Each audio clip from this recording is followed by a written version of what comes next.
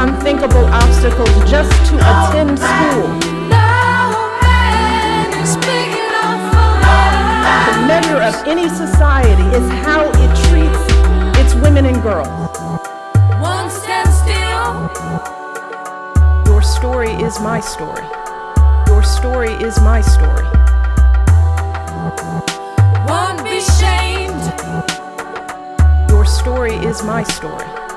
Your story is my story. Story. No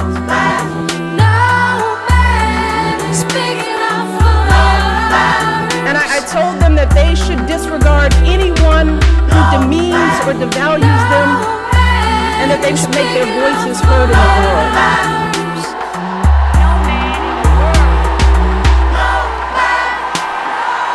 I told them that they deserve to be treated with dignity and respect. And I told them that they should disregard anyone who demeans or devalues them. They should make their voices heard in the world. The measure of any society is how it treats its women and girls. No man in the world. Brit Bennett's The Vanishing Half acted as a looking glass into the lives of two twin sisters who took very different paths in life and the effect those choices had on not only their future, but the future of their children. While racism is a very large part of the novel and the motivating factor for most character actions, I also feel that the implementation of gender roles and stereotypes to harm and control women and the poverty many characters experienced and had to work to get out of were also very important aspects of the narrative. Because of this, I will be examining and analyzing The Vanishing Half through the lenses of feminist criticism and Marxist theory. The Vanishing Half at its core is a tale of two sisters, identical twins to be exact, so similar in appearance, but different in all the ways that count. Desiree was the wild child, the one with the big mouth, penchant for drama, and hatred of school.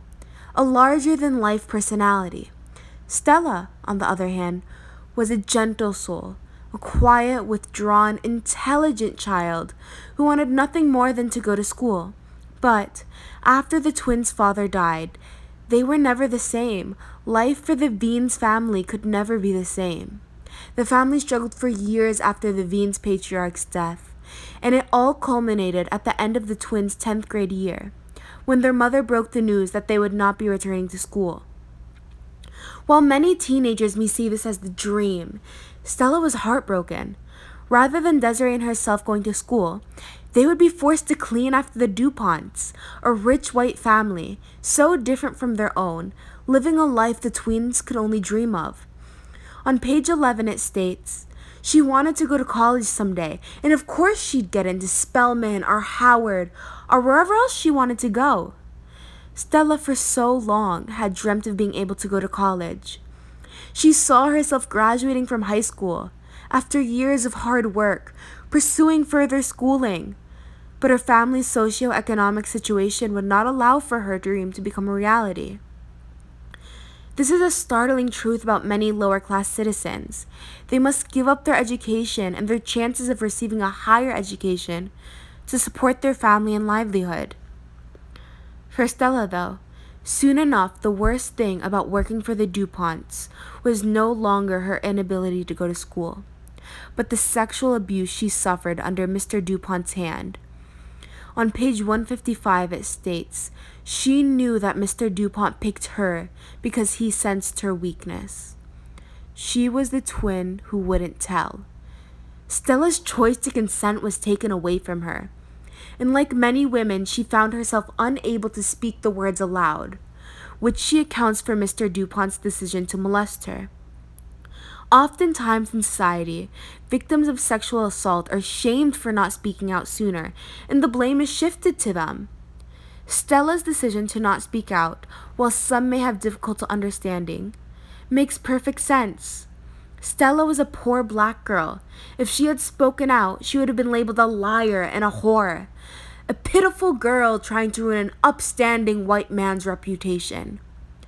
And I think a part of her knew that.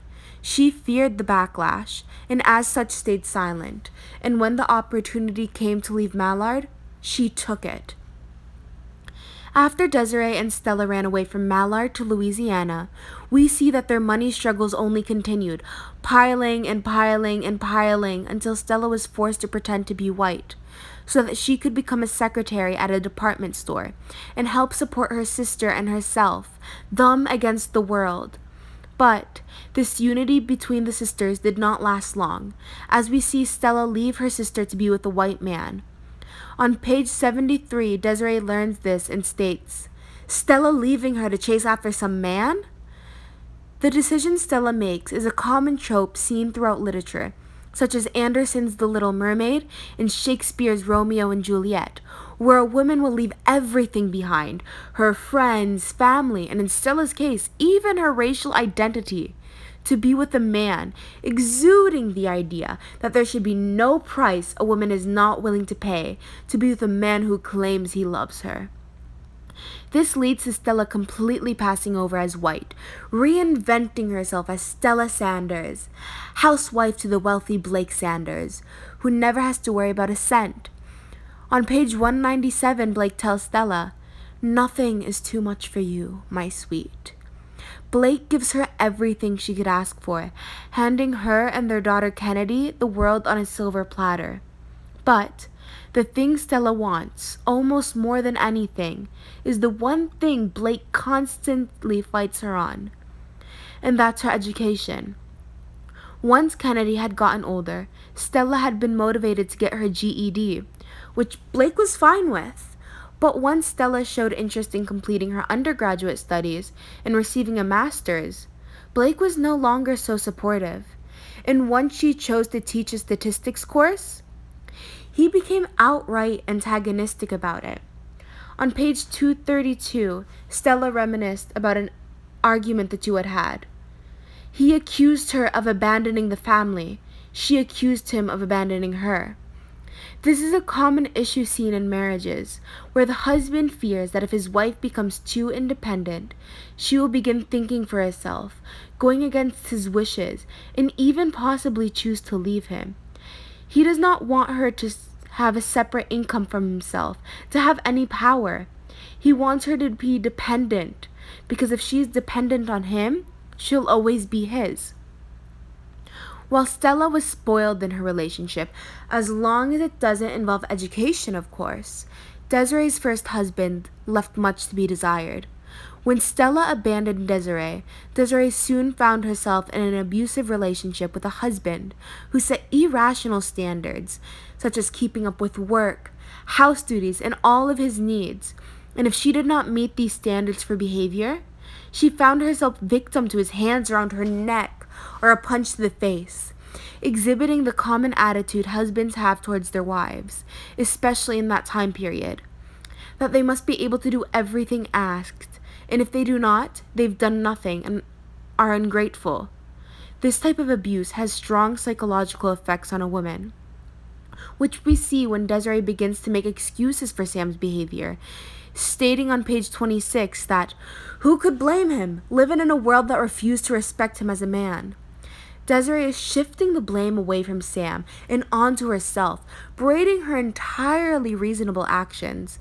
This habit of making excuses for the toxic and abusive behavior of men is one that girls are taught from an extremely young age, when they are told that if a boy hits you or is pulling your pigtails, he likes you.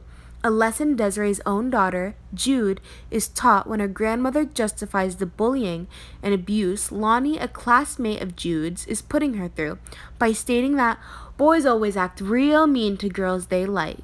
On page 85, planting the idea that love and abuse go hand in hand. When Sam pulled a gun on Desiree, though, that was the moment she knew she had to run. And run away she did, straight back to the place she worked so hard to get out of, Mallard. In Mallard, Desiree worked tirelessly at Lou's diner to support her family, her young daughter Jude and ailing mother. But she did it. She woke up every morning and did her work with pride. It may have not been a life of luxury, but she was not living a lie. And she had people who loved her for her, Jude, Early, and her mother. We see the strong work ethic Desiree cultivated in her daughter Jude. because Jude grew up with so little, seeing the way her mother worked extremely hard for their family, hard enough so that Jude never had to give up an education like Stella and Desiree had to. Were forced to. We see that Jude has motivation, a vision of her future, a vision that Kennedy lacks. Kennedy, who was handed everything growing up and never had to work for anything. She didn't need to worry about her future or any money problems she may have because she knew she could always fall back on her father. Jude did not have this luxury and as such worked herself to the bone to be able to go to medical school, buy an apartment, and help save up for Reese's top surgery. The Vanishing Half was an insightful book that shed light on many societal issues spanning across generations, such as racism, misogyny, poverty, and transphobia, showing how though not all struggles are the same, they are struggles nonetheless, and have a strong impact on the decisions we make later in life, and in turn our future, meaning that we can never run from our past, we can only face it.